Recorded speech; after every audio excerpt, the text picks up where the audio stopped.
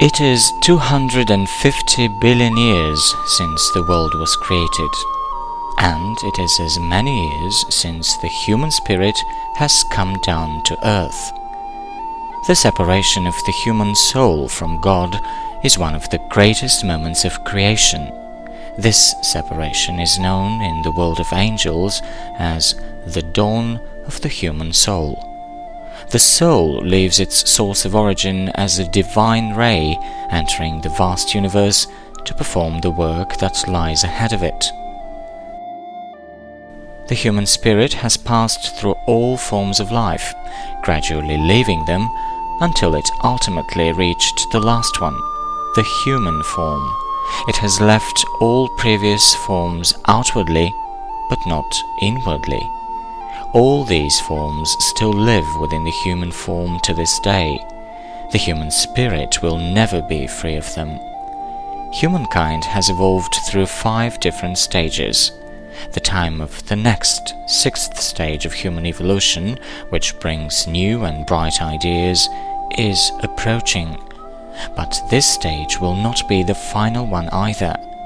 It is the human objective to go forward in order to reach the status of an angel, to be master of himself and of the universe, to work side by side with God.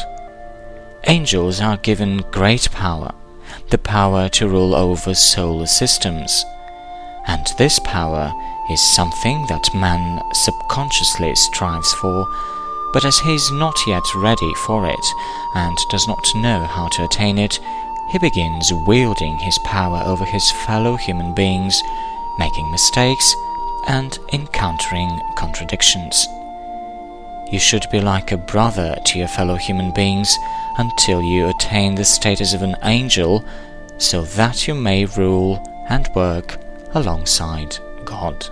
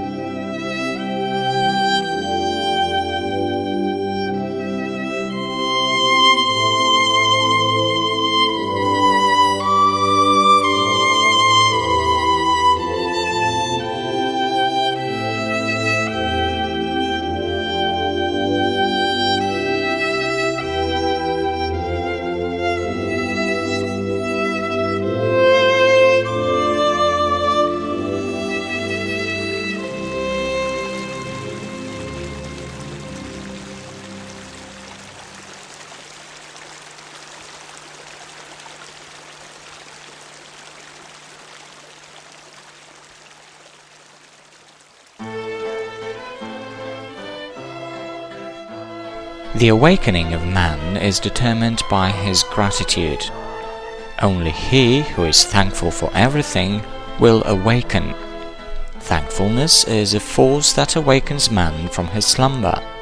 That is how he draws God's attention to himself.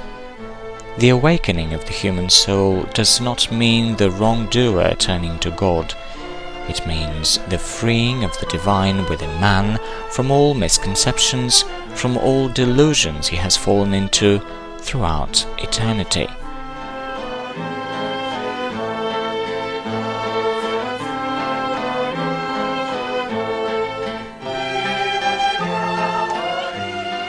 What does it mean for man to reconcile? It means there will never be any bitterness in his soul, whatever the circumstances.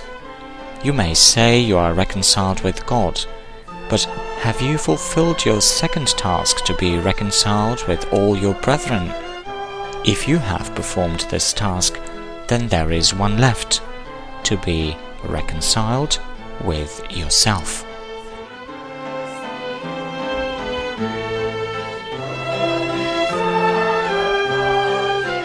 Giving is one of the great processes in nature.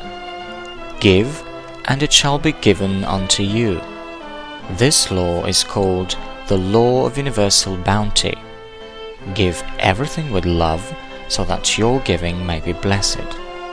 Whatever you give it in the knowledge that it belongs to God, not to you. Become a wellspring that always gives.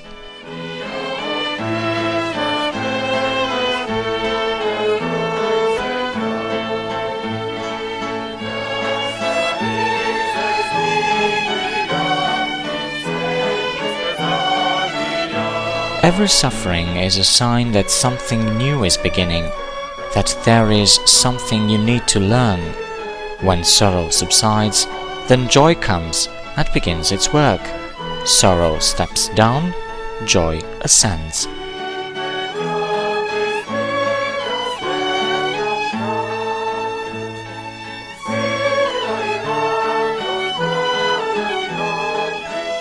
Thousands of years have passed since the Great Spirit of Life brought up man, awakening love of the spiritual world within his soul to guide him on the path of that great and universal aspiration we call spiritual elevation.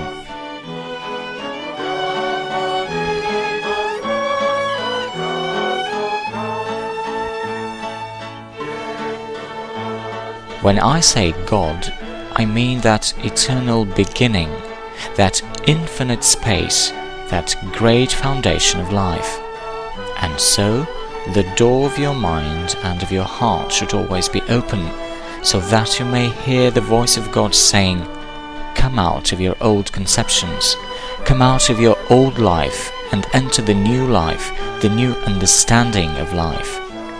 Think of God as an idea, as the most beautiful and the greatest thing in the world. If you always think of Him, He will ultimately find you.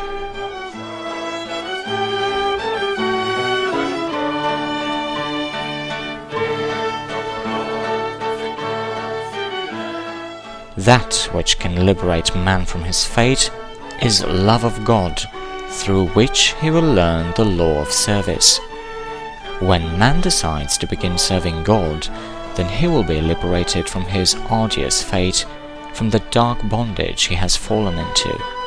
Then the chains binding his feet will fall.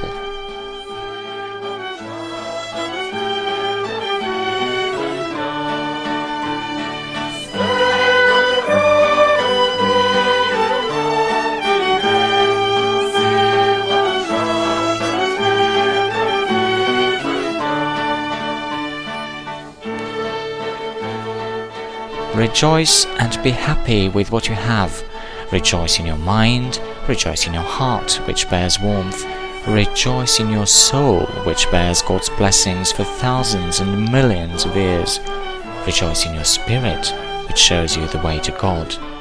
Why should you